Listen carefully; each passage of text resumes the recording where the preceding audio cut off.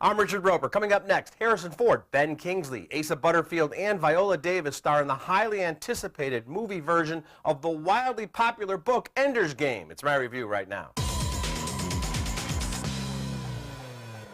You know, I always thought Neo was the one, but Ender's Game tells us Ender Wiggin just might be the one to lead Earth into battle against aliens. Track them from below the ice and mirror their path. I tell you, he's the one. Deploy all drones. They're swarming. They see us. Open fire! He's gonna crush him. My car fired directly up into the ice. Now! Never seen anyone do that. Still think he's not ready? Based on the beloved novel of the same name, Ender's Game is a bit of a gloomy mess at times, but director Gavin Hood and a first-rate cast of wily veterans and fresh-faced youngsters deliver a rousing, challenging adventure. It should satisfy most young fans of the book while keeping the adults engrossed as well. Here's the deal. It's 50 years after an alien invasion has nearly destroyed our planet.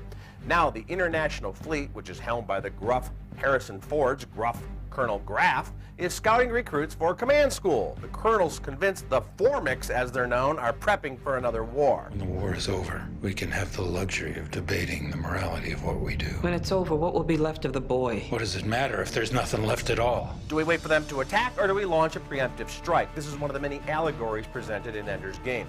There's a lot more going on here than kids in cool uniforms engaging in zero-gravity war games, but that's pretty cool, too. If there's a chance that because of you, the Formics might leave us alone forever, then I have to ask you to come with me.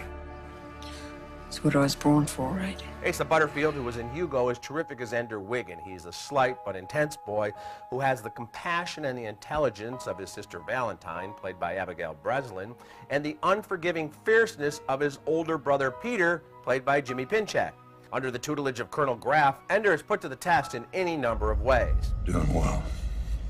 Top test scores in class, highest battle room ratings. But you have a habit of upsetting your commander.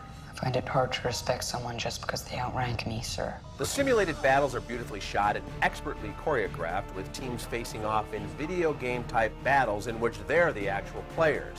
When Ender gets lost in a handheld video game that seems to be tapping into his own subconscious, Ender's Game gets pretty freaky, even a little Freudian. You will be the one to save mankind. If you succeed, you will be remembered as a hero, and you'll be the finest commander we've ever trained.